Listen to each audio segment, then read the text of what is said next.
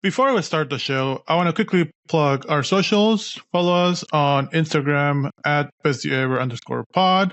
Also, we're on Blue Sky, Best You Ever Pod, and on YouTube, Best You Ever Pod. We do share some shorts over there, and you can see our faces. Please email us. Tell us your thoughts, feelings, questions, recipes, jokes, anything that you want to tell us. You can email us to bestyeverpod@gmail.com. But also, follow, subscribe, rate us on Spotify and Apple Pod. All right, let's start the show. Welcome to Best Year Ever, a movie podcast where each week, one movie at a time, we attempt to answer this very important question. Was 1999 the best year ever for movies? I'm your host, Casey Glenn, and with me is my co-host, the enthusiastic, endearing, and totally Rufus, Jesus Gonzalez. Hi, Jesus. Yay! Hi, Casey. I am totally Rufus. You are totally Rufus. I had to watch that movie 2 times to... Why are they saying Rufus? And then that's what one scene. But yes, we're bringing back Rufus. Yeah. I am very excited because for 1999, you're going to do the intro. So I am. Here I am, you guys. All of the nice things are going to just be said to me. Mm-hmm. Look at that. I'm very happy. Speaking of totally Rufus, we're going to talk about a not totally Rufus movie. Not a totally Rufus movie at all. It's the opposite of Rufus. It's the opposite of Rufus. I don't know what that would be. Let's Suffer. Chat. Mark. I feel like yes. Mark. I don't know. Yes. Sorry, Mark. Sorry, all the Marks. They're fine. Yeah, never even kiss. Ugh. How are you feeling about this movie? How are you feeling after watching this? A little grossed out. A little, didn't love it. Oh, yeah, no. I think I've told you this, but I have watched most of the 1990 movies, so I've seen this movie. Mm-hmm. And I don't think I've seen it since it came out. And for those of you who are keeping tabs on our ages, I am exactly the age that the high school, and I say in air quotes, high school kids were in 1999. So I was 17 in 1999, 16, 17. Crazy. I will say my high school experience was very different from this. Not at all this. First of all, I went to Mexico and totally different high school experiences. All my cousins went to high school in El Paso, so they had like public school, high school experiences. I don't think it was the same as this. I don't think anyone dressed like this in 1999, especially high schoolers. You're the same age as the high schoolers were back yes. then. That's crazy. I never had a crush on a t-shirt when I was... You had crushes on t-shirts at that age? Yes. Oh, wait, you didn't. You were homeschooled. Oh, my God. That was super weird, though. No. So, yes, I was homeschooled. However, I went to community college for my last 2 years of high school. And so I did have a crush on one of my professors at community college. How old were you? 16, 17? I was, 16, 17. I keep hearing boxes, but I think they're the squirrels in my attic. I have squirrels in the attic. Yeah, college... No. I did have a crush on a teacher in middle school, not even high school. Wow. But okay, so I went to private schools all my life. Because he's a rich kid, And I'm not a rich kid. I just had a lot of scholarships and whatever. I mean, honestly, my wife went to public schools and she ended up better than I did. So, I mean, it doesn't really matter. Fair enough. But we had extracurricular activities, and one of those activities, actually, I'm thinking about it, I had 2 crushes. One was, so we had soccer, and then we had yoga for girls. So soccer for boys, yoga for girls, because that's how the world works, right? You can't like yoga if you're a boy. You can't like soccer if you're a girl. And I never liked soccer. No. I was always wanted to be the goalie because I just didn't want to run. I just wanted to stay in one place. And when we misbehaved in soccer, as a punishment, we had to go to the yoga class with a very hot yoga teacher. Oh no, what a shame. And they kind of realized that when everyone was getting in trouble all of a sudden, and then we went to yoga class. The other crush I had was my Japanese teacher. No. Because we had Japanese in middle That's school. pretty cool. That is pretty cool. Okay, so just because new season, new things, I have a surprise for you, Casey. Yes. Because I like to go to your letterbox as you're a nerd and see what your reviews and re-reviews. Today I was like, I wonder what other people think about reviews of that same movie. So I kind of went through some reviews, letterbox reviews. Hell yeah. So this new segment is the letterbox review segment. Hell yeah. I'm so excited.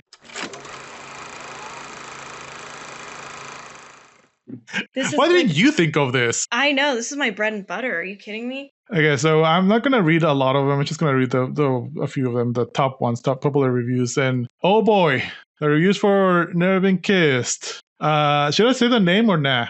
Of the Up to you. Because I know some of the names might be like a little hard to like pronounce. All right, now I'll just do the review. Okay, no names. This one is 1.5 stars. And it just says, every relationship in this movie is a fucking lawsuit waiting to happen. This one doesn't have stars. I don't know how it doesn't have stars, but it just says everyone in this movie should be in prison. There's another one, 3 stars. This one says, imagine being at prom and you see your teacher slow dancing with a student. Oh man. And then there's a bunch of just not great reviews, but I think those are the top ones. Okay, this is one of my favorite ones in the top, and it's 2 stars. This movie is trash, but the teacher is so hot, conflicted. That is how I feel about this movie. You're not wrong, but still very creepy. I think the creepiness outweighs the hotness of that teacher. Yeah. That teacher would have been slightly hotter, maybe, but no, that's not conflict in me. Anyway, let's get into the background of this movie.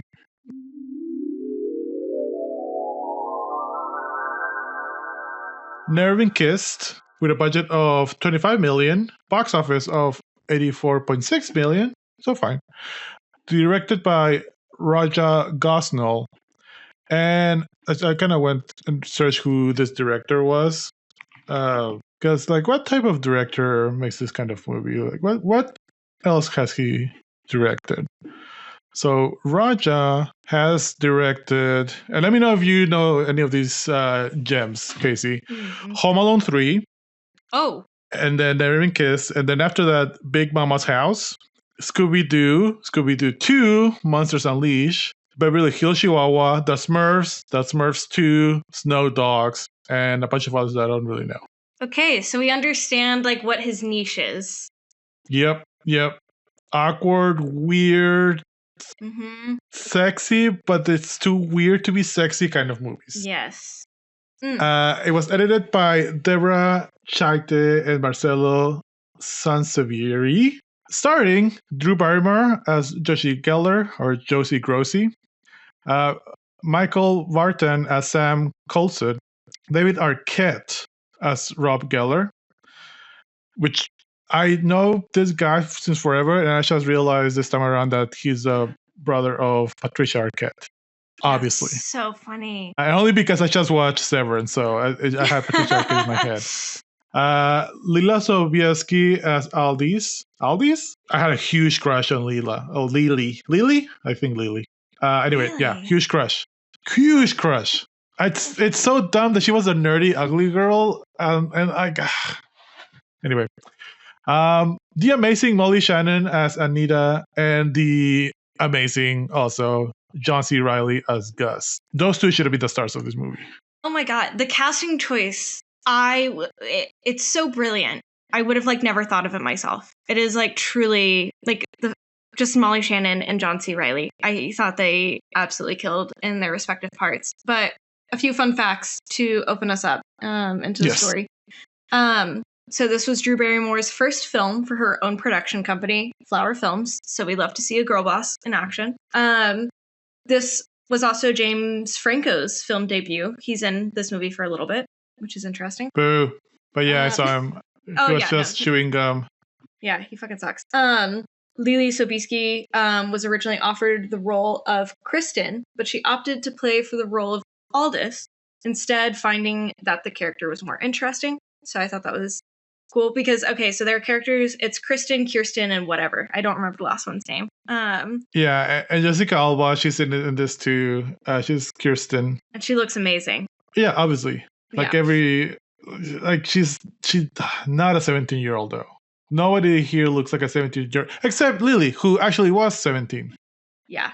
But Chloe Sevigny was considered for the role of Aldous, which I think would have been fucking awesome. And I think she would have slayed at that. But regardless, let's start the movie.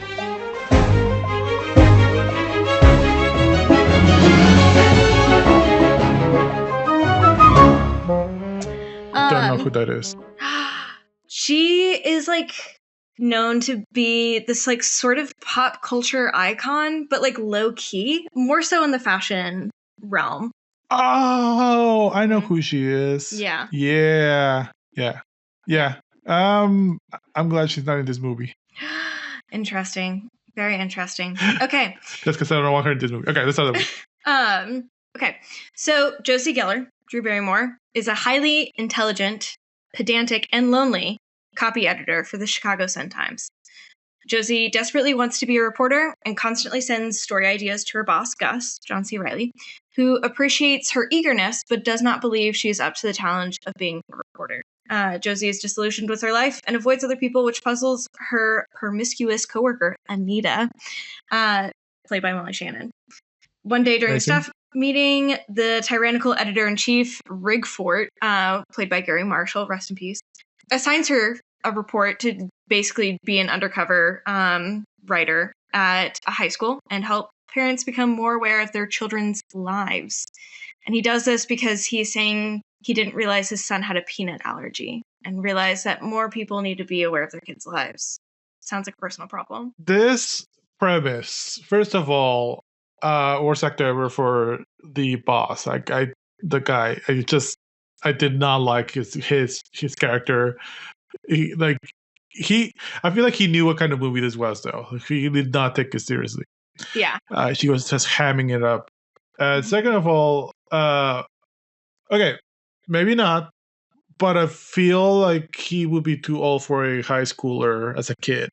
I mean, he could have his fifth wife, which he looks like someone who would have his fifth wife and has a high schooler, but people my age has high schooler kids, so I don't know. And third of all, that assignment, barely an assignment. Like, there was no plan, there was no prep. You just sent Josie to high school because she kind of looked kind of young. Yeah, pretty much. Let's see how old he actually was. He was 65, so yes, a little too old to have a high schooler. He looked older, honestly. Low-key, yeah. So when he's talking about not knowing anything about his kids or whatever, his real-life daughter, Kathleen Marshall, is actually sitting to his right when he's saying that line. And I think that's so funny. That's kind of cute. Yeah, I do love that. So the actor's daughter. Mm-hmm. Okay, that's cute. Yeah. I can support it. I also just want to say how fucking annoying Josie is in the start of this movie. Because she's correcting everybody. And okay, so throughout the whole movie. Yes. I have this poster behind me, and it's a prescriptivist's guide to common issues in English usage. And one of the things that they have on here is nauseous versus nauseated. And that's one of the things that she corrects. And I see her and I see me being like that. And I don't want that. So, Jesus, if I ever do that, take me out back and shoot me in the head, please. What's your reaction when someone says irregardless? You know what? I'm fine. I'm fine with it. I'm okay with it. Say it as much as you want. You don't seem okay. You don't seem okay with it. I'm being extra okay with it right now. Josie. No, dead ass. I'm actually really, I don't get bothered by the word irregardless. I kind of, to me, it's like saying over exaggerated because it's like already exaggerated. So what do you mean it's like over? Like it's just, but I understand it in terms of like, you know, vibes, right? You're just trying to convey extra oomph. Okay, first tangent of the night, because I feel like over exaggerated it's a hyperbole, but it does mean like if you feel like your sense of exaggeration double that, like it's more than that. I feel like it adds to the word. It adds something to it. Irregardless It's just wrong. There's doesn't add anything. It's a typo. Okay, so this is what the poster says. Do I need to fucking carry this with me? Okay. Irregardless is non-standard usage, used regardless when something flies in the face of prevailing circumstances or the present situation. So it gives a thumbs down. I'm going to keep using irregardless, thumbs up. Regardless of your persistence in using irregardless, I will give you no regard. I did not understand that word that you said, but I'm still gonna hate it. Yeah. No, I mean, you know what? The poster hates it, so I can let that go a little bit. I will judge you if you say regardless. I will judge you. Fair enough. I won't let go, and I constantly correct people, and is when they say ironic to mean coincidentally. People say that all the time, and it's Alanis Morissette's fault. Interesting. You're gonna hear it now when people say ironically. 90% of the time is they just want to say coincidentally, and I will say coincidentally, but I want to go back to a movie because. Oh yeah, let's do that. That's fair. That's fair. I was just thinking because I could have sworn it had. It has to have some. It has to have something about ironic. I don't think it does. Wow. Yeah. That's one of my. That is what actually a pet peeve of mine. That is like it irks me. I also like using irks me. That's a fun word. Fair enough. I like using the word irate. That's a fun word too. Yeah. Anyway. I was just going to talk about how Josie has this like sort of secretary. It is pretty huge. Okay, so she's 25 years old. She has her own like office. Is that her assistant? That's her assistant or secretary. Okay, yeah. I didn't know it was hers or just kind of like. I mean, he treats her like trash, so it's like, oh, what's really the point? But to be 25, have like your own office with like a door plate and like all this other stuff is just crazy. She's incredibly successful. Okay. First of all, the secretary is played by Sean Wallen, incredible character actor. I love him. He's in a bunch of stuff. You've seen him and he's great and everything. I didn't expect to see him in this type of character. He usually Josie in other movies. Yeah. But all right, so she's successful. She says she's the youngest copy editor in the Chicago. What is it? Chicago Sun-Times. Chicago Sun-Times. So is that a real paper, by the way? Yeah. So I'm glad you mentioned it. So the film featured the Chicago Sun-Times headquarters, which was unfortunately demolished in 2004. Trump International Hotel and Tower is what stands at the location today, which was completed in 2009. Ruining everything. Exactly. It's fucked up. So, copy editor. She says she's the youngest. And I looked. Maybe I didn't look well enough, but we work in advertising. Mm-hmm. We work with copy editors, and I was like, well, copy editors for a newspaper, maybe it's a little bit different because to us copy editors, like make sure that grammar is correct, the sentences make sense, what we're trying to describe to make sense, that the images match with what we're describing. There's any legal stuff, period there, comma there, whatever. It feels like it was one of those jobs that it could be an entry-level job all the way to like boss and manager, but it's an it can be an entry-level job. And I kind of look at, and as far as I know, copy editors for a newspaper, it's also an entry-level job. So I would think that there's a bunch of 25-year-old copy editors because all they do is basically what we know as copy editors. Maybe she was like a higher level up copy editor, but they don't say that. They just say copy editor. So I feel like it's one of those catch-all. Yeah.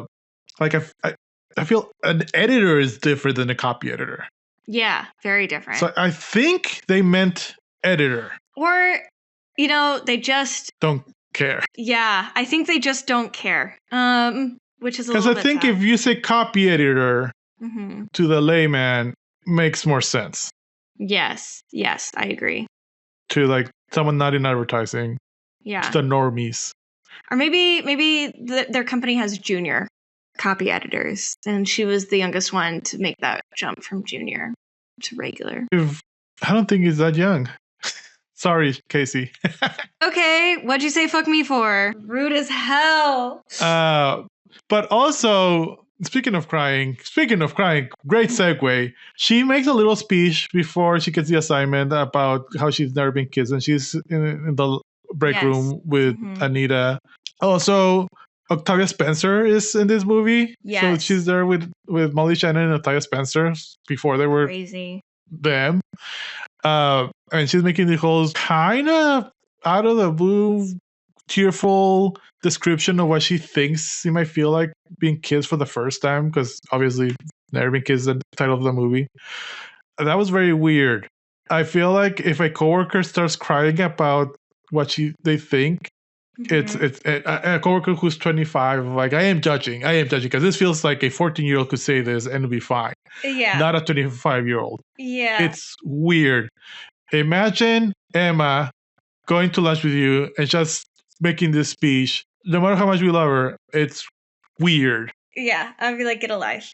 Like, kiss a random guy, get over it. No, okay, so it was at this point in the movie that I texted you, and I was like, you're about to get some good Josie-lore. Oh. Which is that my husband... Wait, have you never been kissed? You're married. Yes, I know, never been kissed. No, but Samuel was my first kiss. Samuel, my husband, was my first ever kiss. There you go. Aww. Mm-hmm. That is cute. Yeah. Josie-lore. We never had cute Josie-lore. Here's where it gets cringy. I'm about to turn it cringy really fast. We didn't kiss until we were engaged. You were homeschooled. You were homeschooled. Yeah, no, you were homeschooled. Religion had me in a chokehold. I kid you not. What happened? How did you get out of this? Because when I met you, you were a normal-ish human being. Thank you. That judged me because I asked about TikTok. And hell yeah. I don't know if I've said this in the podcast, but like, my wife was going to be a nun and I was going to be a Buddhist monk when my wife and I met. Mm-hmm. And speaking of my wife, I think she just got here.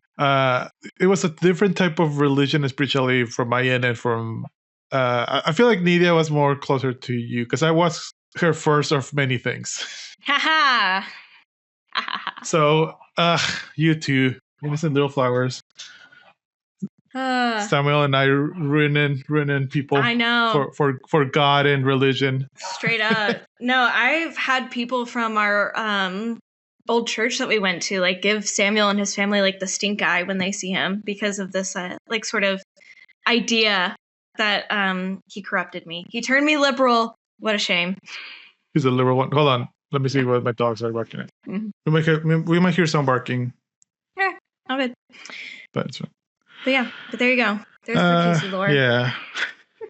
So are you saying that you identify with Josie? A little bit. But once again, if I get too like Josie, take me out back and shoot me, please. Because you had a crush on t-shirts when you were her age. Yep. You never kissed until much older. Mm-hmm. Well, I'm gonna guess because you were after a child bride. Yes. So I was 19. I was 19 when I got engaged. Wow. That is very cute. I cannot say anything snarky, or I can't. Aww. I just can't. It's cute. You beat me. Congratulations. Hell yeah. I did not think I would get you with that one. I'm shocked. Most of the time people like make fun of me ruthlessly for that. No, fuck them. Aw. Thanks. Anyway. The movie. Nidia had been kissed before. And she was about to be a nun? Nuns are nasty, but anyway. That's funny. The story is that she was in a tailgate party or something, tailgating, and one of the guys lured her into a van with the promise of cookies. Oh, that would get me too. And I'm like, were there cookies? And she's like, no cookies. God, motherfucker. Ah, that's the worst. Anyway, John C. Reilly and Molly Shannon have amazing chemistry. Such good chemistry. I'm so happy that they kiss at the end. Yes, but they are they play a little bit like older sibling role or like a parental role in the movie. in the sense of like they're very protective of her, and they are very against her going undercover out of high school. They're like, this is a bad idea, but she was like, this is my chance to make it as a writer. And like you can tell that she's like a writer. Octavia Spencer says it whenever she's going on this monologue about what a first kiss and being in love and la la la. And Octavia Spencer is like, damn, you were meant to be a writer, so it's a little bit cringe. Every time Josie makes a speech and there's like music that is meant to kind of be bushy and tug at the heartstrings and whatever, it's always creepy and weird. It never lands. No, it doesn't. And like she makes so many speeches throughout this movie. She does. And it's like, you're a copy editor. I feel like you should be more concise than this. You know why? Because she was a producer of this movie. That's why she made all the speeches. Hell yeah. Fair enough. But anyway, so she is so excited about going undercover and having her big break as a writer. So she goes and tells her brother, Rob, played by David Arquette, she just basically tells him that she's going to go undercover out of high school. And she's so excited. She meets him where he's working, which is the Tiki Post, which looks like it should be like a smoothie shop, but in fact, it's a packaging store, which threw me off. I had no idea what it was. Yeah. Just until now, until you just told me what it is. Like I don't know what he does. They kind of let him make fun of him, like working at Tiki Post when he's older, but like, yeah. And also, at one point, Josie go to the bathroom, and the bathroom is Tiki themed. Also, the 90s were wild. Yes, it's very weird. But we learn that he was like a former high school baseball champion and is also very like disillusioned with his life. So when she tells him that she's going to go back to high school, he reminds her that she had an awful time in high school. She was bullied quite a bit and had the name Josie Grossi, which he started. Josie Grossi. Which is crazy. Oh, did he start? I didn't get that. Yeah, he's like... Oh. Yeah, because he apologizes. He was like, I'm sorry, like, or whatever. He says something. So... problematic character. Yes. Problematic movie. Yes. Less problematic than Josie, I will say. Really? Yeah. Like, still problematic, obviously. Because it's kind of... and we'll get into it, but they kind of share the same experience or the same reasons of why going back to high school. But it's kind of like both sides of the same coin. Like he just wants to relive his glory days. She wants to redeem her high school trauma. Like, she wants to kind of get over it. But I felt bad for him. I honestly did. And I kind of saw where his character arc was going very early on. I thought, yeah, he's going to be the coach or something. But yeah, I wouldn't put him around kids. Yeah. That to me is, spoiler alert, he goes back to high school with her. He starts hooking up with, casually, like not sex, but like hooking up with a 16-year-old, and he's 22. I'm gonna give him the benefit of the doubt, and I'm gonna say that maybe there wasn't even a kiss. It's possible. I think that's crazy. You would know. Yeah. But we'll talk about it more. I'm gonna give him the benefit of the doubt because there was no indication that there was. Every time, no, I don't want to defend him, but I feel like he did it. Okay. But it's possible. But I feel like in my kid canon, maybe not. But anyway. Yeah. It is interesting. So anytime because the movie was playing and sometimes I'd be like working or like playing on my phone. And so I like looked down and I would hear his voice and like, I just kept getting him confused with Ryan Gosling. And I like never do that. But there's something very similar about David Arquette and Ryan Gosling. It's uncanny. It's the late 90s, early 2000s sexy guy vocal fry that he was going for. Fair enough. Yeah, no, I see that. I think I think that was the because like, he was going for kind of a player. Yeah. He was going for the early 2000 Ryan Gosling, Ryan Reynolds. Yeah. Type. Yeah. Crazy. Wow. Anyway, it's her first day at school. She's back at high school. She goes to... Yes. Real quick. There's a flashback. And I have an issue with the flashbacks because Yes. all of the flashbacks feel very, very mid-80s, early mid-80s. Mm-hmm. And if she's 25 in 1999, right. she will be 17 in 1991. It's not a lot of time. Yeah, no, you're right. You're right. It's not like she was 30. Yeah, that's fair. So, yeah, like the flashback should have been a little bit more like current early 90s than I mean, granted, early 90s was still very 80s. Like, there's still a fashion, and she was a dork. So, yes, she maybe dressed like 4 years too late to be like in style. But I don't know. I feel like everything was very mid, early 80s, and she should have been like 90, 91. Especially like she wears this like terrible side ponytail at one point. To me, that feels very 80s. And her prom dress was incredibly 80s too. And I think they wanted you to think it was the 80s, but it was, I mean, maybe she was 15 and it was 89, but it would make sense she was, remember, she was 17. That's the point. So, and there's nothing in this movie to suggest that it takes place in like 1994 or like 96 or exactly. anything. It's 99. It's 100% 99. Yeah. Because the theme of the prom is going to be millennium. We'll get to it. But anyway, first day of school. Yes, first day of school. She is wearing a horrid outfit. It is all white. Do you mean iconic? Oh my God. And I think the worst part of it, number one, her hair was terrible. And number two, her like lipstick was like this silvery white. She looked like a dead Victorian ghost, like the ghost of a dead Victorian child. That's what she looked like. She also had her eyebrows bleached for some reason. Ugh. And so her haircut was very 80s. Yes. Okay, but imagine her outfit, everything. But Daniel wearing that. See, iconic. Fair enough. All right, fair. I'll give it to you. Instantly iconic. Yeah. But what was she going for? This doesn't seem high schooler. No. Any decade. Well, doesn't she say that like she like at one point she was like, "Oh, I got to tell Anita like that this is out of style." And it's like, why on earth did you take advice on what's in style from the woman that's older than you? Yeah.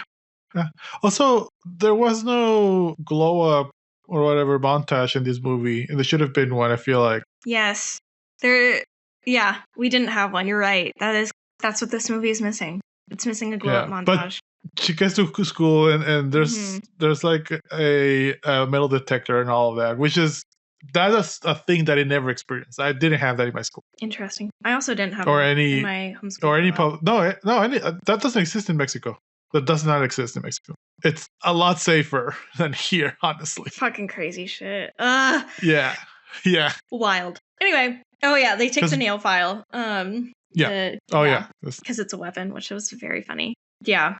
The security guard slayed that role because he like is going through her purse and like he listens to like her like tape recording or whatever.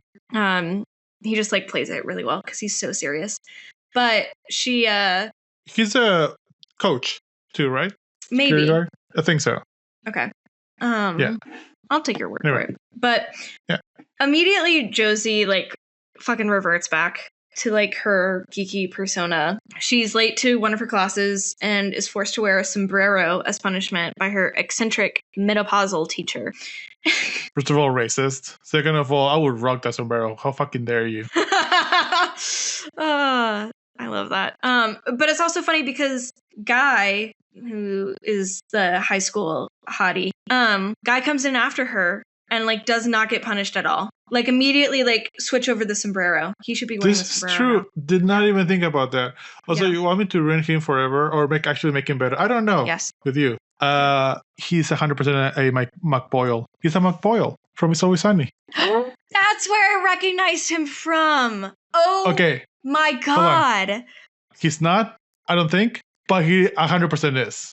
I don't think the actor actually is a Mac Boyle, but he looks like a Mac Boyle. Okay, if you just fucking lied to me just now, Hold on. Now I'm looking this up. I'm saying that he looks like a McBoyle. Like his haircut, like he looks like it just looks like one. Yeah. No, this is true.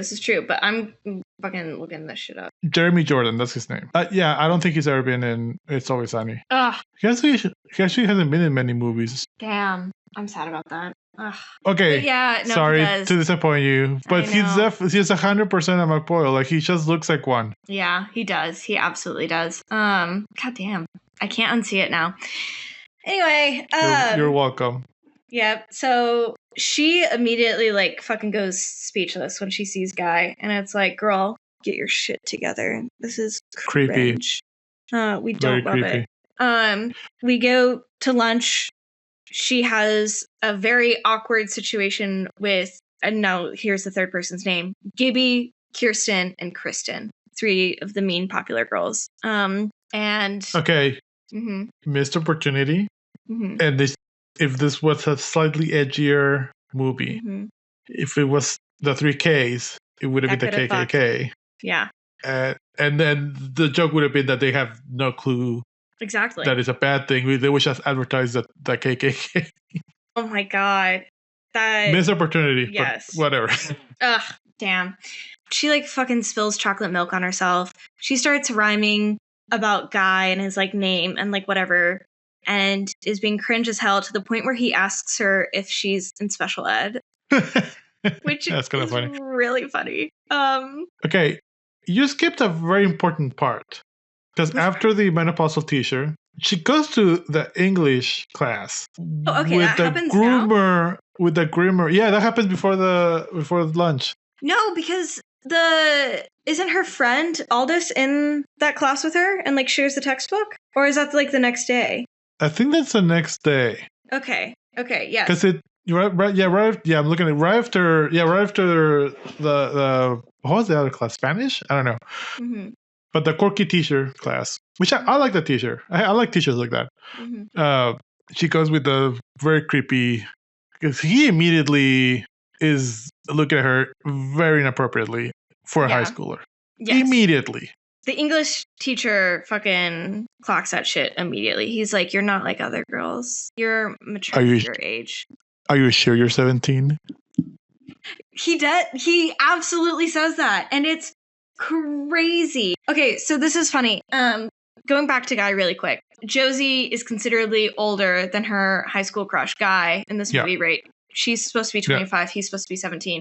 In actuality, Drew Barrymore is 2 years younger than Jeremy Jordan, the actor who plays Guy. Which I funny. This was the 90s.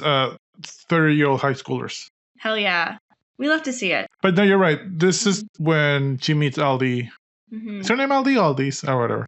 I don't know, yeah. Lily. Yeah. And gives her the book. This is where that happens. But yeah, this is before she spills chocolate over her, the whole lunch thing. But yes. And the fact, I don't know, I imagine if I was an undercover reporter, I would like not want to be noticed in the slightest. And she is like raising her hand, answering questions, like putting herself out there of like, girl, this is not the time. Also, when they ask her, she comes in late to the first class and they ask her, we'll go faster throughout the whole movie, but this is just a lot of stupidity up front. When they ask her, oh, where are you from? And like very basic questions. She did not have that prepared for a reporter, and she does the thing that I hate when in movies they don't know what to say and then they look at something. My name is Stapler Mouse. Yeah. And looking at things and like that's so stupid. Well, I think the thing is that like she did have something prepared. Because like going into the classroom, she's like, "This is where I'm from," blah blah blah blah, and then she sees Guy, a 25-year-old, sees a 17-year-old boy, and fucking jaw drops and she forgets everything. Okay, that's worse then. Yeah, no, it is. It absolutely is. It's cringy. So this 25-year-old discusses 17-year-old, falls for the 17-year-old, while the teacher who's a 30-year-old falls for this 25-year-old, which is really a 17-year-old. Inappropriate all around. Yes, it's a lot. But school's over. She goes outside. She can't find her car. Aldous comes out and is like, hey, yeah, they hide it from you. They do it to all the new people, and all this. It's kind of funny. Yeah, she calls Guy Perkins and his gang like lemmings, and In turn, they view her as the uncool geek, which she absolutely is. And then all this suggests that Josie joins their math group, which is called the Denominators. The Denominators. And then this is where I asked Nidia, was that the name of your math club? Because Nidia went to Math Olympics and won. Holy shit. That's crazy. And I was like, is this accurate? She's like, no, it's not accurate. What were they, like the multipliers? Amazing. No, but our nerd, her nerd. I do have a fun fact about lemmings.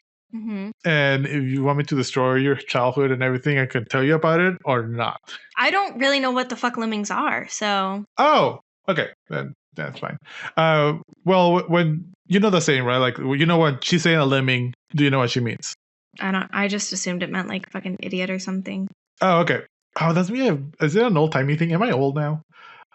When people say lemming, is that you should as a follower. So there was this Disney documentary where they were following these lemmings, these little rodents, and it's very famous because it's the whole thing of one jumps into the cliff into like death, and then all of the other rodents, because he did it, follows the first rodent. So lemons just follow like whatever they're followers, no brain cells. Yeah, but this documentary, right? This guy did it on purpose.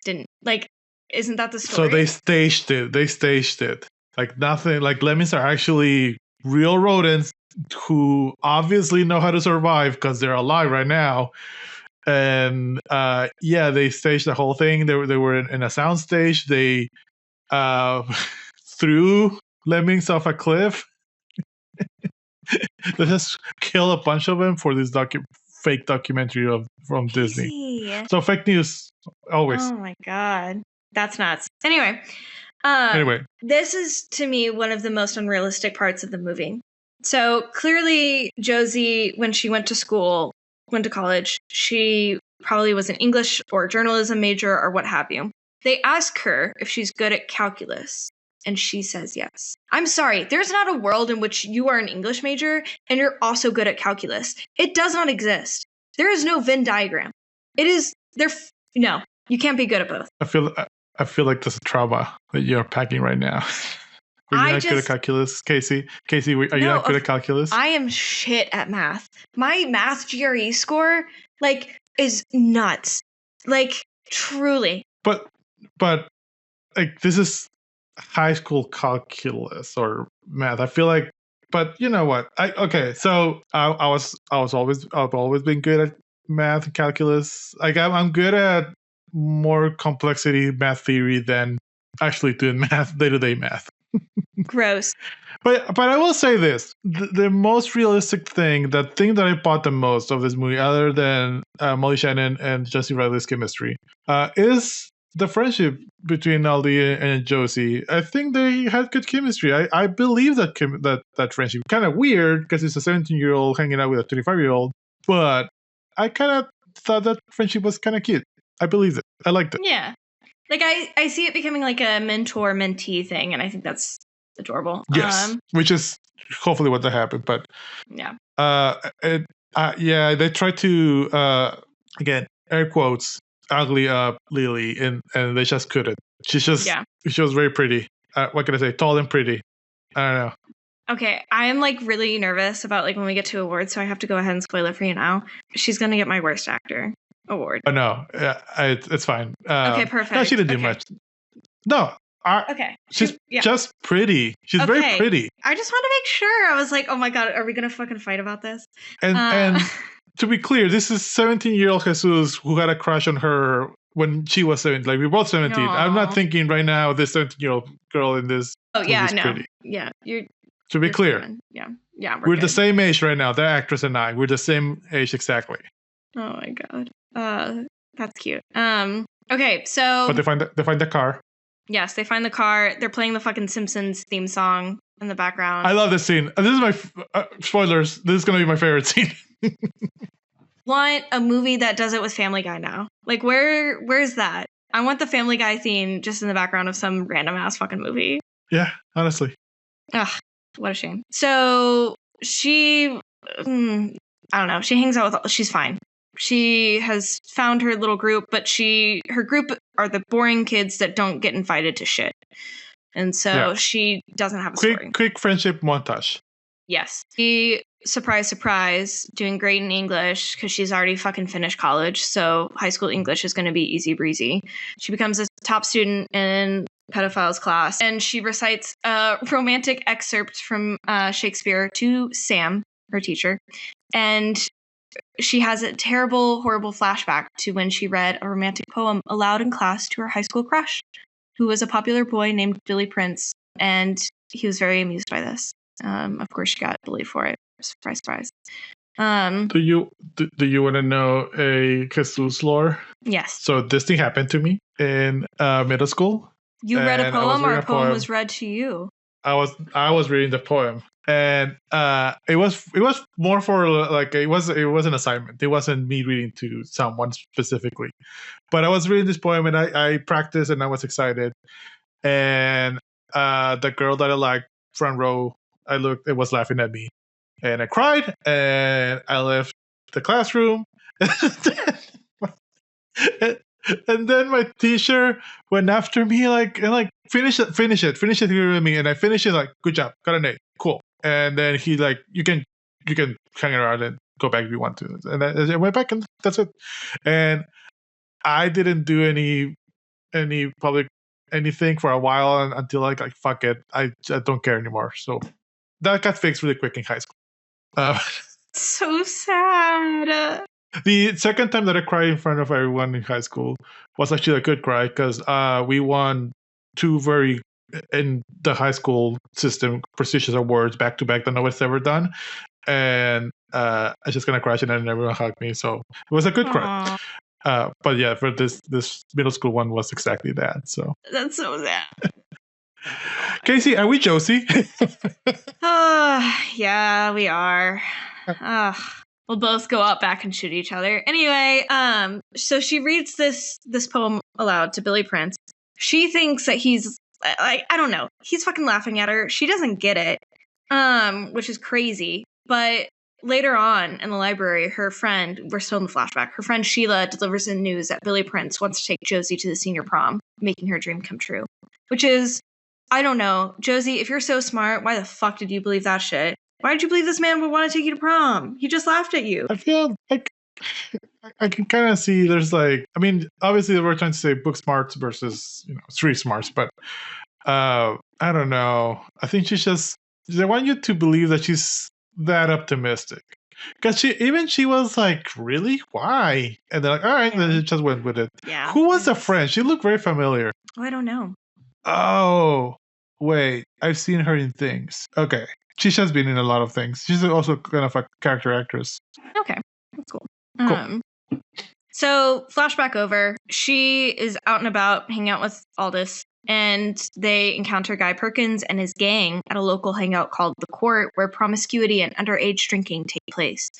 Guy is bitchy and nasty to Josie, and Aldous claims that, nothing exciting happens at the court anyway. But Josie knows from experience that Aldous secretly longs to be popular, or at least included, at the very least included. Yeah, I don't think she wants to go there, but yeah, there's some camaraderie. This is when I kind of like that Aldous randomly had like her, I'm gonna assume, baby sister in the back of her car. Like, this character was kind of fully fleshed out. Like, I can see Aldous as a real person. Yeah, like, fair enough. I thought it was really cute. Right before this is when they announced the prom theme, because apparently their high school has the best prom of all the high schools. Is there a prom prize or prom something that people compete? I don't fucking know what you get for it. That's crazy.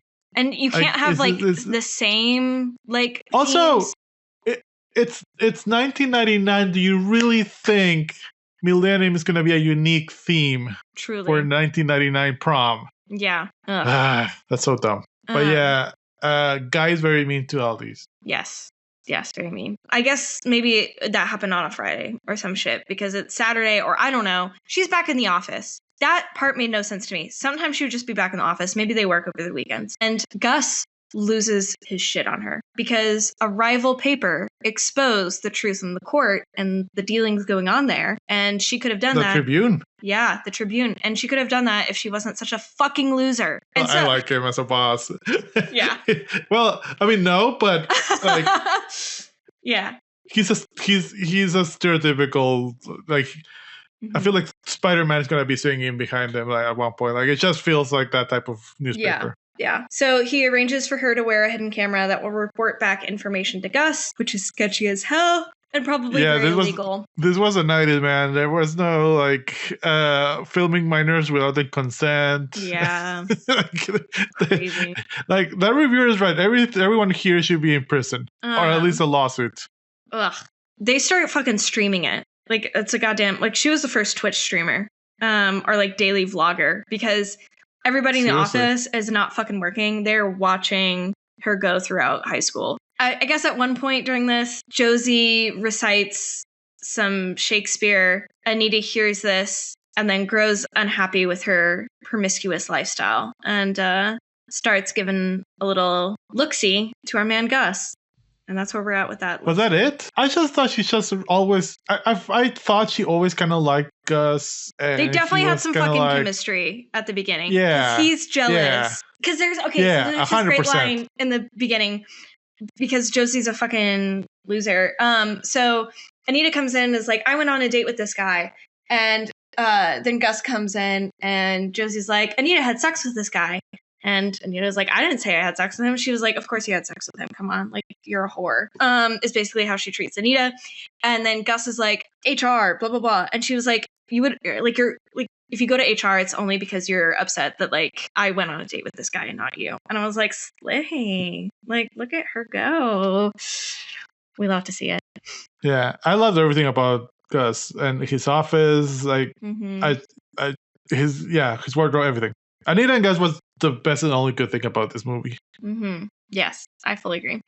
So Josie's going through it. She goes home. She confides in Rob about her fears. She tearfully tells him that South Glen is simply a repetition of her old high school days, and all she wants is to be accepted and not abused. Girl, you're 25. Your prefrontal cortex is fully developed. Get over it. Regardless, Rob, who is the most popular guy in school in his youth, insists that if Josie can get at least one cool person to like her, then no one will dare question her. He urges her to let go of her old self and start anew. So, determined, Josie goes to school the next day and overhears Guy telling his group about a cool band that's playing in a bar that night. And she does the thing that you see in every fucking movie like this, where she dumps the nerdy best friend. And she basically ghosts Aldous, which is very sad. We don't love to see it. No. You kind of... Okay, so I wanna go back a little bit because, oh man, there's so many things happening. You know, when Josie and her brother are talking and all this is coming up, and you can see kind of the brother longing for high school and a second chance, and because he went to play baseball and all that. But right before that, and I kind of miss how she found out, but she finds out that they all of the cool high school kids go to this one cumbia club. That music was fucking awesome. Like, I don't even remember it, honestly. I need to go back and like find the scene. This is when, this is still before she becomes cool and the brother goes into the school, but she goes to a club at night and there are all the high schoolers there and they're like playing cumbia, and it's pretty good music actually. And you see the three popular girls in a very weird synchronized dance that kind of look like, have you seen At World's End of the Cornetto trilogy? Ooh, great movie. But there's a scene where there's like three friends, very much like this vibe, and they're kind of like zombie type. No one spoiled it, but it's kind of like that vibe. They felt really weird. The other weird thing is that in this club, who does she find? The teacher. She finds, the teacher and his girlfriend. It's super weird. First of all, I feel bad for the actress, for the girlfriend, play the girlfriend, because they gave her non-human exposition dialogue to just vomit out of like they're going to New York, blah blah blah. And what I cannot think of a club where high schoolers and grown-ups will hang out at the same time. No, it's sketchy as fuck. Yeah, that's not something that happens or should happen. It's super weird, but yeah, this is where she's hanging out. Her secretary assistant guy is there also with some friends. I think people from work are just there. But this is where she gets high. And again, I'm saying air quotes high. Yeah. Because it is one of my, like, very rarely in movies or TV shows or anything do I see an actual person actually acting like they're high. Yeah, she was acting drunk. She was not acting high. She was acting drunk. Yeah, she would have been very paranoid or just like melting into the couch. I think, ate a whole fucking brownie. Well, it was cake, wasn't it? It wasn't even a fucking brownie. It was big. Yeah. It was a lot. It was really fucking funny though, because obviously this is being streamed and so they are seeing it. And like there's this like guy who's like basically in a van, like watching the stream as it's coming through. And he's like watching this happen. He's like, no, don't take the cake. Like, don't eat it. Don't eat it. And that was my favorite. The tech guy. I like that guy. He brings his girlfriend to work. Awesome. Yes. And then, it's also, she gets it from like a couple of, this is also Rastafaris. Yeah. Yeah. Well, she calls them Rastafari. Yeah, Rastafari. Yeah. But when she like, I didn't catch that. That was funny. Yeah, she like walks up to them and they're like, yeah, we love everybody, like, you know, all hippy dippy, like that sort of thing. And the second she gets high, they're like, get this fucking bitch away from us. She's so fucking annoying. Yeah. And that cracked me up. I loved that. I loved it so much. Also, like she's dancing. Like, why does no one take her off stage? Like, kick her out. She's clearly inebriated or high or something. Like, she's not okay. Disturbance. No, she's not. But she falls asleep and accidentally falls over her head. Her head had a snap, and it just happens to say, it didn't say loser, it says something else, I think, but it perfectly. It's like Del loser, and then. Yeah, something like that. And it just transferred to her forehead, which I think if it transferred, it would have transferred backwards, but whatever. Movie logic. Exactly. I'm trying to find who plays the girlfriend, because I could have sworn I recognized her. She does look very familiar. But yeah, she wakes up the next day and she still has her loser, and everyone in the school makes fun of her. Mm-hmm. And the guy watching her, she's like, that whole scene where she didn't know what was happening and she was washing her hands and then she almost didn't see herself in the mirror. Mm-hmm. It's like, okay, she left but she never saw herself in any mirror on the way there. She was driving. Mm-hmm. I don't know. I feel like it's a little unrealistic, and yeah, I was like just cry, like yelling at the TV, look up. Yes, I mean, and the guy watching the fucking stream, he's like, oh, girl, you gotta look up. Like, please look up. And then she sees it, and then she goes and she throws up. Yeah, and then we get our second, I think, flashback. Yes, I believe so. Yes, she remembers the night of her prom. She was overjoyed at the thought of Billy Prince taking her to the prom and waits outside for him in her prom gown. But when Billy arrives in his limo, he has another girl with him, and the both of them hurl eggs at her and insult Josie as she collapses in tears. Aww. Hurling eggs at somebody is a crazy move.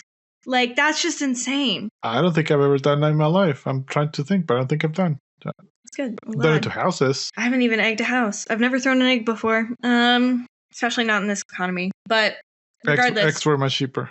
Yeah. So she is embarrassed. She's running through the school hallway. A fucking door opens, knocks her out cold. Guess who it is? It's fucking Rob, who has enrolled as a new student and schemes to help her be popular. So he becomes an instant hit with Guy Perkins, specifically, and the other trendy kids, and spreads incredible stories about Josie, convincing others that she is not a loser. So one of the stories that he does indeed spread is that they used to date. It's giving Luke and Leia. They don't look alike. No, yeah, don't. I know. You're not wrong. Yeah, it's...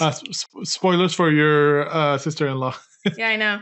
No, but crazy. Truly nutso. So, another thing that happens before... because... Yeah, he immediately becomes very popular because he just eats a lot of coleslaw, I think, or something. gross. And this is where the 16-year-old comes up to him and is like, "Hey, what's up?" And he's like, "Hey, what's up?" Weird. But and I didn't notice it until like I can watch it. Like he was racing to eat all the coleslaw against one of the jocks because with another guy there that kind of lost, I guess. Oh. It's the guy that when in the Shakespeare class, the teacher was saying about like having a disguise and that whole speech about being someone else. And he's like talks to him like, "You're in football." And we're football, kicking some ass. He yells at that guy, and I kind of liked him a lot. I like that character. He's just a doofus. He's not mean at all. He's never mean to anyone. He's just a doofus. So funny. There's also at one point, I forgot to mention this, where the English teacher pulls out a fucking hockey stick and does like a little hockey bump or whatever. Yeah. I know. I'm taking off my glasses and just rubbing my forehead because this is so stupid. Like this is what can I do to look cool? And it's weird. Okay, so the reason why they did this is because the actor is actually a skilled hockey player in real life. And so they decided to just add it into the script. And I think that was a big mistake. He did it. He did the thing. It just felt really cringy. Yes. Yeah, it did. Anyway. Can we talk about the fair? Are we there yet? Are we there? I think we're there yet. I think we're... Yes. Because Josie's still not popular at this point. That is true. The brother is just starting to spread all these good rumors, but she's still not popular. Mm-hmm. But she's at a fair with... It gets the fairs to raise money for the prom. I don't know how that works. Yeah. And she goes on this Ferris wheel and alone. And then the adult teacher goes into the same box as the 17-year-old high schooler. And if we thought that and it could happen to you, Nicolas Cage was very inappropriate about talking about his love life and marriage to this other girl, this is the same scene, but 10 times, 100 times worse. Yeah, no, it's not great. There's at one point where he's like, when you're my age, there will be guys lined up around the block for you, blah, blah, blah, blah, blah. She's like, you have to say that because you're my teacher. And this motherfucker goes, no, like, I shouldn't say that because I'm your teacher. And I was just like, oh my God, so at least you're fucking aware. Like, you're not, like, at least denying it. Like, you're fucking, like, oh. No. I feel like this is extremely predatory. And like, no, we can't. It's just like he's just dangling the carrot for her. He's done this to other high schoolers, 100%. For sure. He's a predator. He is. He's going to jail. This is actually a cautionary tale. It's not a love story. It really is. Yeah. God, fucking crazy. Yeah, so they grow closer. Sam struggles with his feelings as he thinks that she's a student and therefore off limits. Does he really think that? There's no struggling. Yeah, no, he really doesn't struggle. But basically, his girlfriend wants him to move to New York, and he doesn't want to move to New York, and then blah, blah, blah. And so he's just confiding in her all of his secrets, which is inappropriate. Anyway, Josie starts dating Guy casually, I guess. Sure. They sort of link up after she like recommends, because they realize another school took their prom theme, so they have to come up with another one. And Guy just jumps up. Like, I thought she was getting set up for a prank again because of how enthusiastic he was, because he's heard all of these great things from her brother, who he doesn't know is her brother. But he like stands up and is like, Josie will have the answer. And so on the spot, she comes up with like meant for each other. And the idea is like famous couples from around the world. Honestly, not bad. Not bad. I gotta dig it. Yeah. I kind of dig it. But this happens during sex ed. And yes, somehow Molly Shannon is teaching because they think that she's a substitute teacher or something. Mm-hmm. And she's just like, I feel like she's just like, just do Molly Shannon things. Go. Yes. Just improv. She fucking knocks it out of the park. She does great. It's amazing. At one point, is it with the teacher that she snaps the condom in his face? Yes, Josie, because they're putting condom over a banana. Which, by the way, I went to private schools and also Catholic schools or Catholic adjacent schools. We had zero sex ed. This never happened. Oh yeah, abstinence only, baby. That's the way it is. It's so I went to private schools and Nidia went to public schools, and we were talking, me, Nidia, and my best friend growing up, Ben Ali from high school, and my friend, she's like, we were like around 23, 24, we were just getting married, and my friend was like, it's kind of amazing that like nobody our age are having kids, and like it used to be very common before that by 23 everyone would have kids, and like we don't have kids. And Nita was like, everyone I know has kids. Crazy. And I went to one of her friends' house at that time, and she had like 5 kids already at 23. Holy shit, that's nuts. I know people who I graduated with who have like 4 kids already. That's just wild. It's very sad to me. I don't love it, but no, you're not wrong. There's this whole sequence where they're like a montage of them preparing for the prom, and she gets a little bit of paint on the English teacher's face, and then he does. It's so weird. It's a whole cute montage, but it's not cute at all. Yeah, but all of her coworkers are watching it, and they're like, "Aw, that's adorable." I don't like it. Yeah. Yeah. And around this time is when we see the brother accidentally coaching the other baseball players, because he's playing as a high schooler. He's really good, obviously. And he's kind of teaching. This is when like, all right, he's going to be the coach or something. Yeah.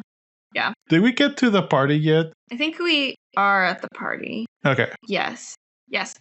So the party is fucking wild. So I guess, does her brother live with their parents? Do they have parents? Yes. Are their parents dead? Unclear, but okay. Because at one point she goes into her childhood room with Guy. Very inappropriate, and this is when he asks her to the prom. Yeah, and it's so funny because they don't kiss, but they go into a room by themselves, and it's like, come on, high schoolers. Even the popular girls are like, they're gonna hook up. Like, he doesn't make a move. He doesn't. I thought it was gonna be no. The more you learn about Guy himself is like a fairly awkward person. Yeah, he really is. Yeah, it's weird. Because you know why? Because he's a McBoyle. That's fair enough. You just need a little bit of warm milk. Anyway, so they Josie is trying to find a different room for them to go into. He goes, "No, I checked them all. They're already occupied because people are hooking up." And so she hides the fact that that's her childhood bedroom. They go into the bedroom, and he's like, "Damn, his sister is lame as fuck," or something like that. Just hysterical. He asks her to prom. She says yes. They don't do shit. They don't kiss. It's very platonic. It's weird. Yeah. What else happens at the party? Is that really it? Well, this is where the brother is at his creepiest, because he has his hat on, and the girlfriend, 16-year-old girlfriend, is gonna have her arms wrapped around him, and he's clearly super in love with him, and he's just reliving his glory days. This is kind of where she accidentally calls him a loser, because she kind of says that, "Oh, you work at a tiki, what was it, tiki torch, whatever." Tiki post. Sure. And she's like, "It's fine now that we're in high school, but imagine when you're older, 20, still working there. What a loser." And this is kind of where he starts rethinking. So I feel like, he's gonna be like a coach or something at this point.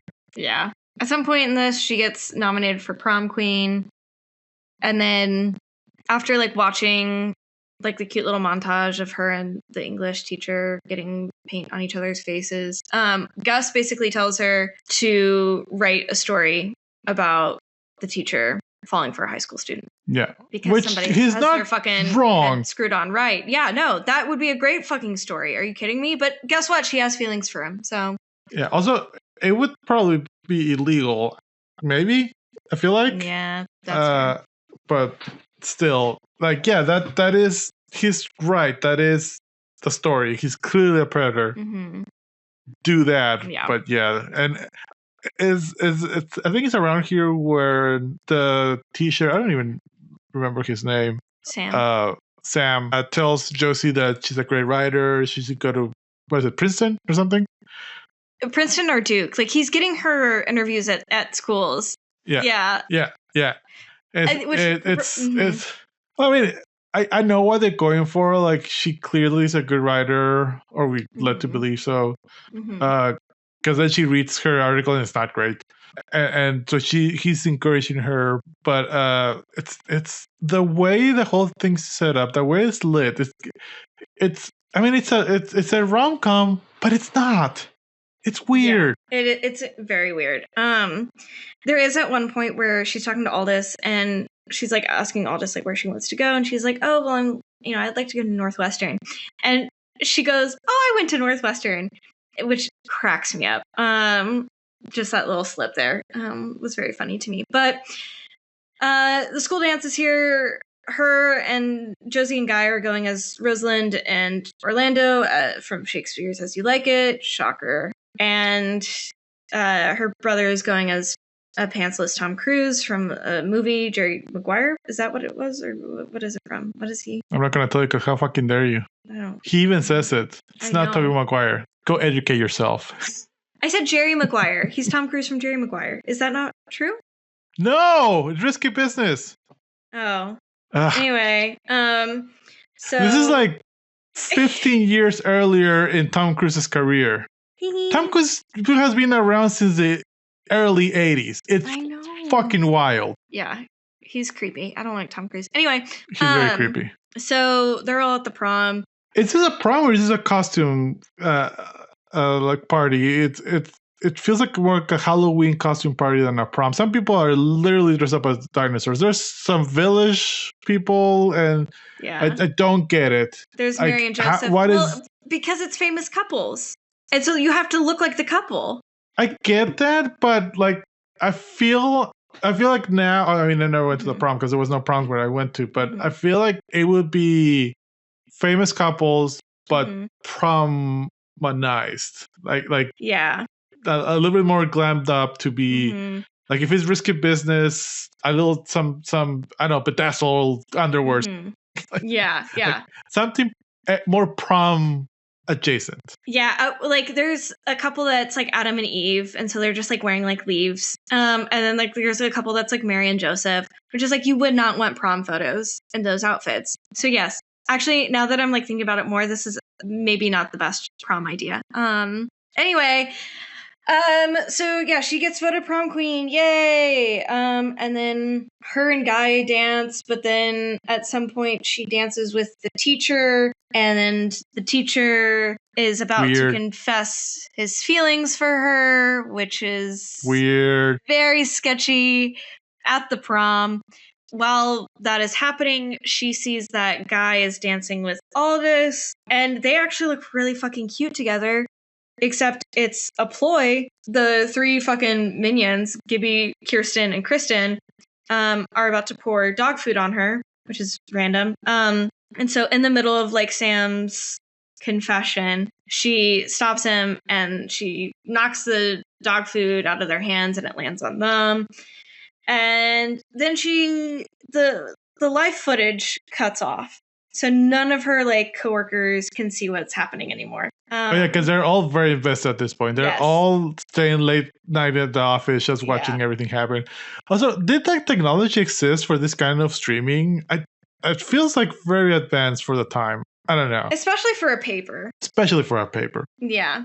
But so she uncovers herself, basically, and is just like, yeah, I'm here undercover. She reveals her true age, her occupation, and how she's so angry at them and disgusted by them.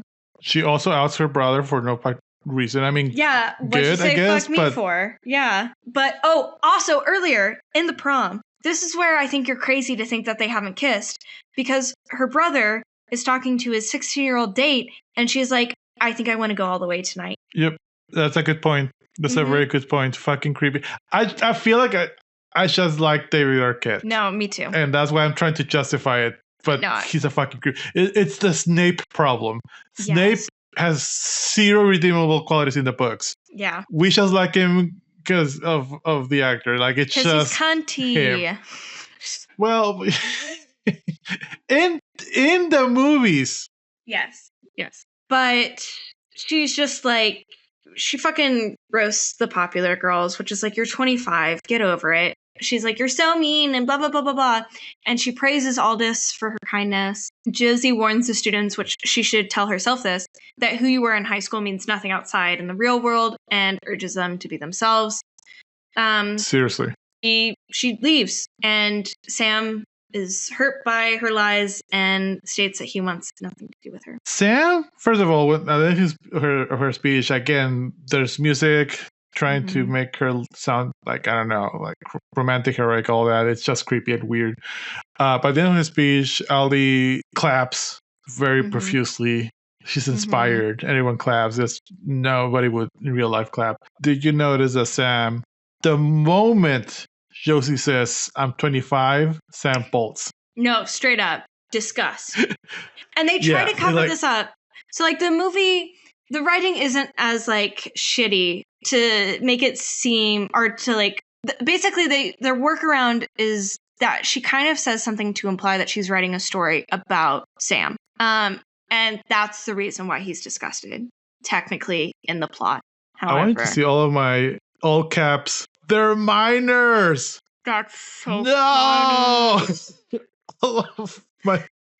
Don't do it. Don't do it. She's 17. So yeah, she pisses off Rob. So she's left the school. Rob is pissed off, but she is able to basically, she gets him a coaching job. Because she tells Gus is like, we're gonna be fired, like, you piece of shit. Like, what the fuck is wrong with you? And she's like, no, I'll give you a story. I'm gonna give you my story.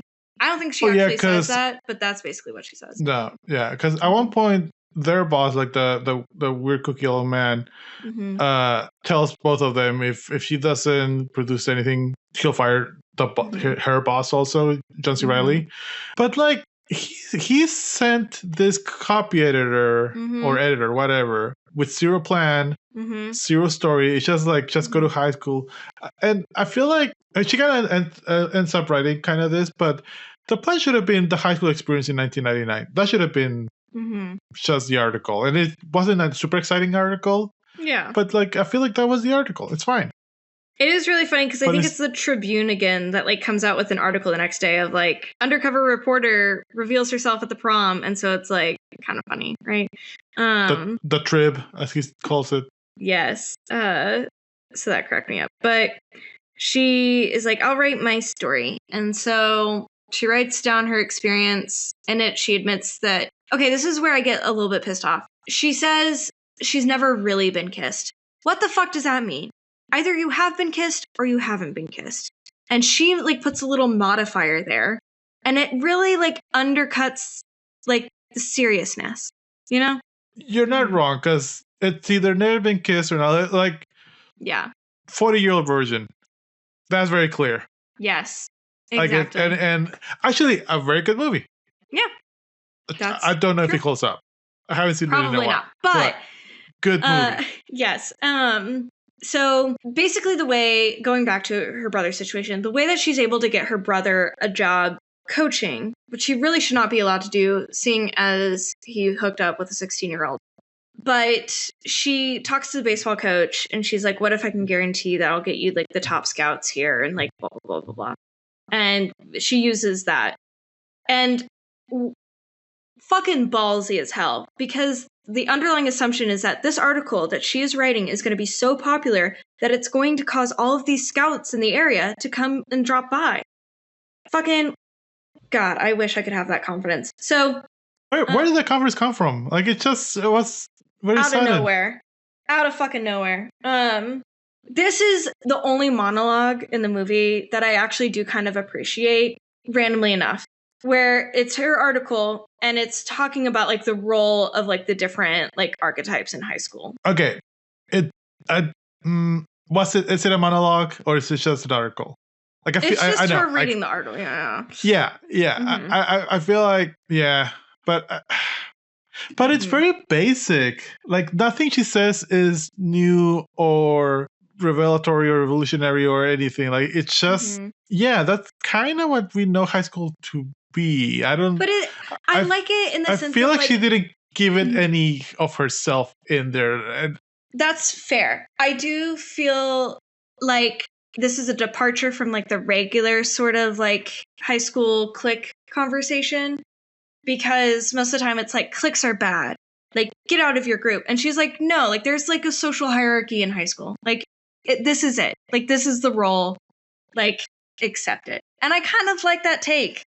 Yeah, I guess. Oh man, I can't ask you about your high school experience because I really want to know. Because I don't have context for a lot of context of the American high school experience. But my experience, like, I kind of was a floater, if that makes sense. I was a social butterfly. Surprise, surprise. Because I hang out with all the cliques. They were very specific. Yes, this is weird because I did not have the American high school experience, but I feel like it was very similar in the terms of we didn't really have jocks because I was one of the founding members of the football team, not soccer. That's football. Crazy. Linebacker. I was like a captain of the defense team, so I was the jock. That's so funny. And I was in boxing, so I did a lot of sports and stuff. But I also hang out with the stoners, and I didn't really do much. But like I hang out with them, with the dweebs, with the otaku, like the anime nerds, those are like I kind of hang out with everyone. But I feel like it might be just a symptom of my high school being fairly small. Like my class was 41 people. Yeah, and my class was like 30 people, right? And it was also hard because the jocks did show tunes. So already things are fucking okay?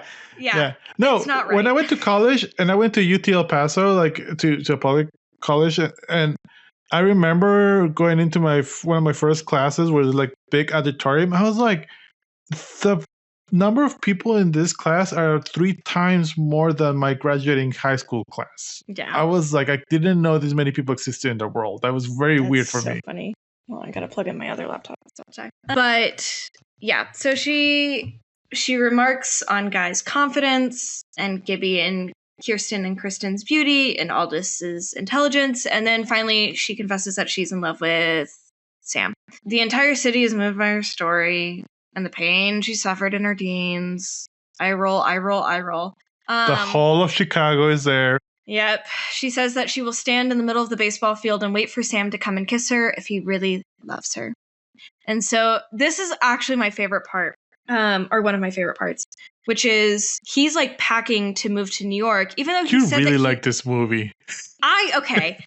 Anyway, so he's packing to like move to New York, I guess, but he said that he broke up with his girlfriend, right? Like, I don't know. Yeah. And he's doing the thing that you do when you move and you use newspaper, and like it looks like he's not going to read her article or not. He's not going to see it because he's using newspaper to wrap shit up. And so he like takes one piece of the newspaper and you're just like left looking at her article and you're like, oh my God, is he going to read it or not? Yeah. He gets getting interrupted. Yeah. She goes out and she's on the pitcher's mound and she has a microphone. She says, "Put 5 minutes on the clock, please."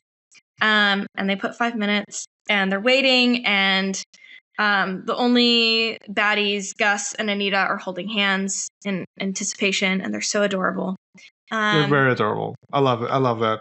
And fucking 5 minutes runs out. She drops the microphone. She's like, ugh, heartbroken. But there we go. Sam's here. Yay. So before we get to the whole kiss and all that. Yes.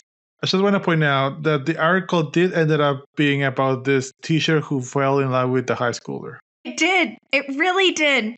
And it didn't, I guess, ruin his reputation. Because, the article starts off like a high school experience, but then ends with, "And I fell in love with my teacher, so I want to kiss you now." So you see you there. Like, it's kind of like, it's very weird how it did end up being about them.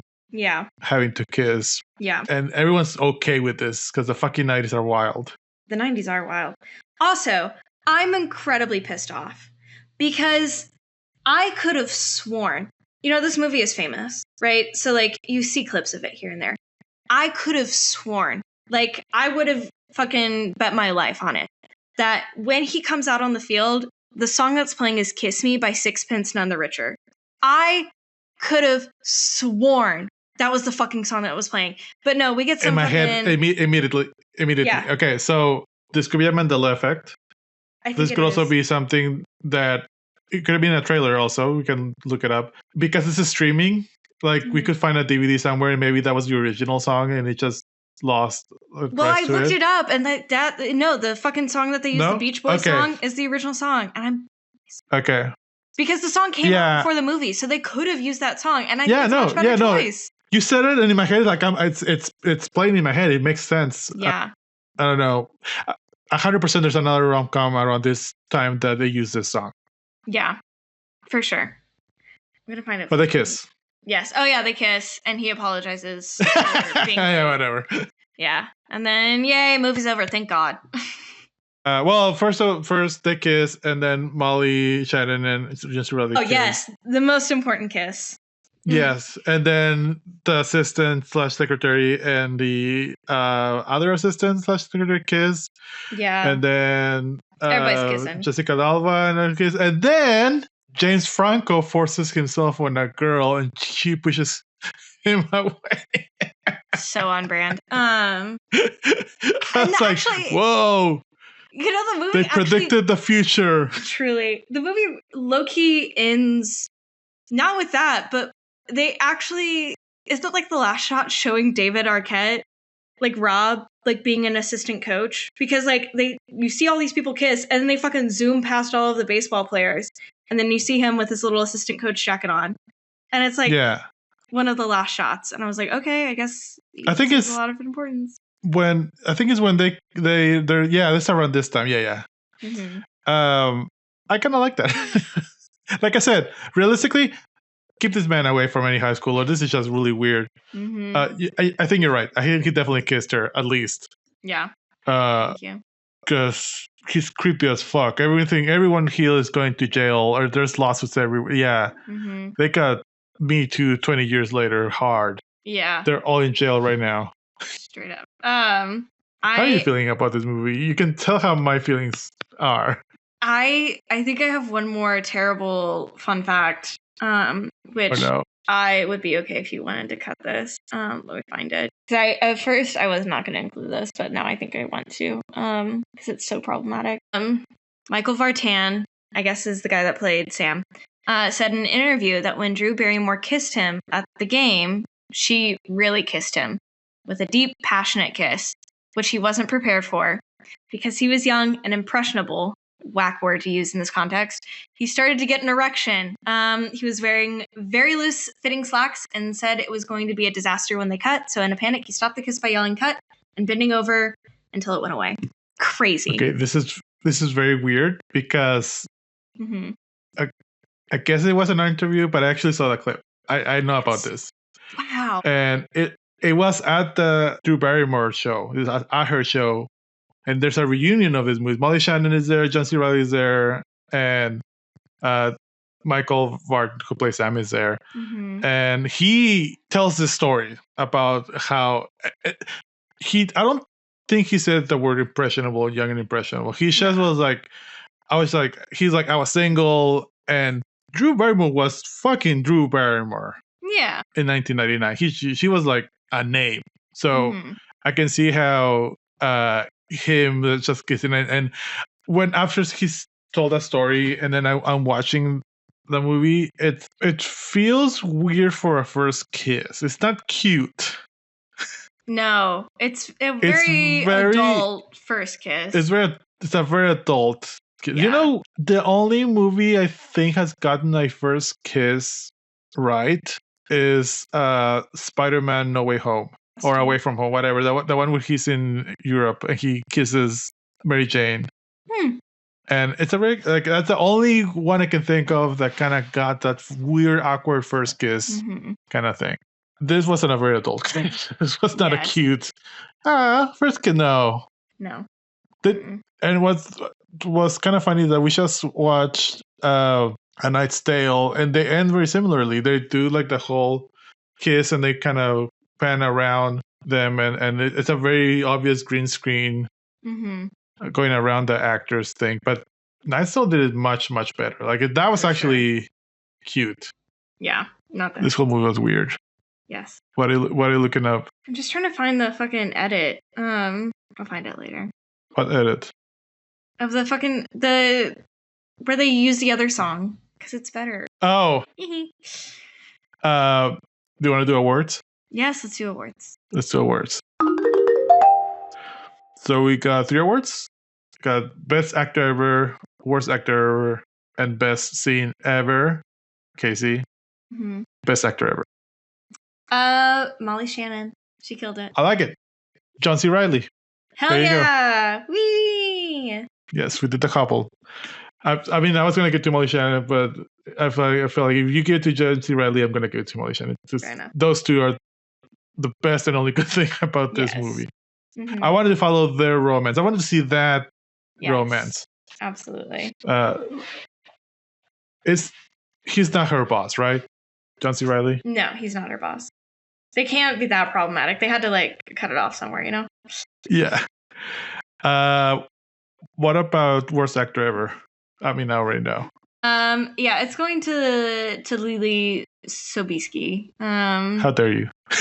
She was so monotone. I was like, okay, cut the camera. Yeah, done. Yeah, and I feel like that's her. I'm gonna call it acting style, or like they're off.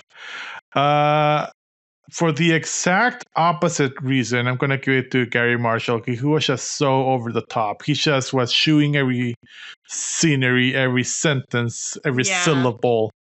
He had a cane. I 100% think that was his choice. He wanted to have a cane. It was just he was having fun, so good for him. Yeah, fair enough. Best scene ever. I'm gonna kind of cheat here. I'm gonna say like basically any shot with Cress Williams, who plays the guy in the van that's like watching the live stream, because he made me laugh anytime he was on screen. Yeah. Like versus like the time that he was like, no, don't eat the cake, or he was like, look up, like see that there's something on your forehead. Like he just was very funny. And made the movie bearable. God damn, he looks so good right now. He does. Oh man, god damn it. I want to look him when I'm 54. Yeah. You know what? Ballot. I'll allow it. Anything with him. I already told you I'm gonna give it to where they find the car in the football field, and there's the Simpsons. I just like that they play the whole Simpsons song while they're talking. They're having like a kind of serious conversation. Like they're having a kind of heart to heart, and the band is just passing by them by the car, unfazed. Very little damage to the field. I was worried about the field. No damage to the field. That's funny. Casey, very important question. Solely based on this movie, and I feel like I might be surprised. Was 1999 the best year ever for movies? God, this is like one of those situations where like I really want there to be like an in-between answer. Because like there's you know what? Yes, there's something about this movie that I really like. I don't know what it is yet. I don't know. Maybe I just need to rewatch it and I'll hate it. I'm gonna disagree with you because I just don't like grown-ups hitting on minors. You're okay with that? Cool? I know. I don't like it either. No, you know what? I'm gonna give it a no, but it's a very close to yes. No, right? You're right. There should be a bill.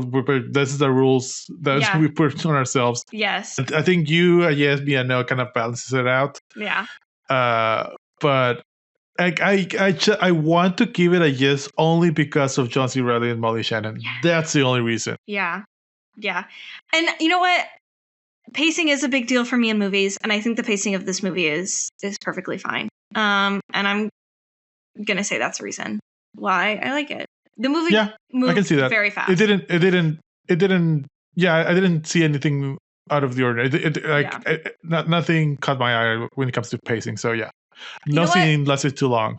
Yes, I almost forgot about this.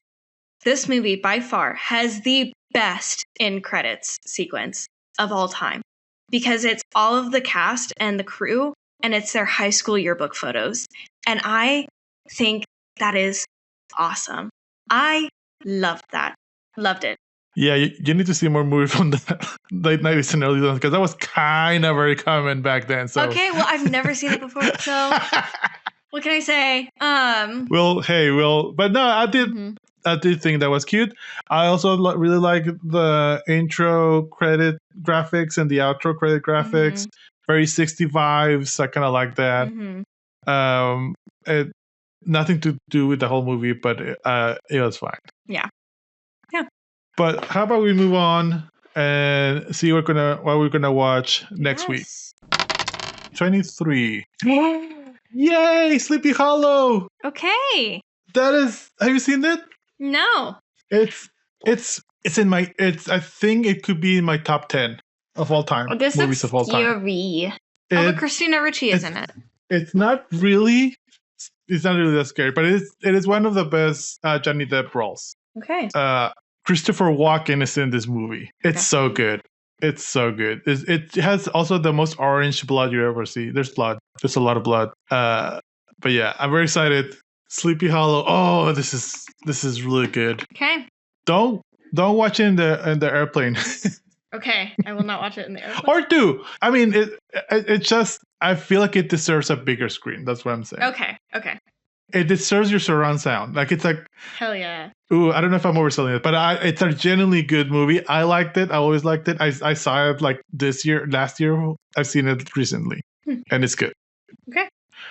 But yeah, it's exciting. Yay! Next week, we're gonna watch the amazing, kind of scary, but not really, Sleepy Hollow. Yay! Bye! Bye!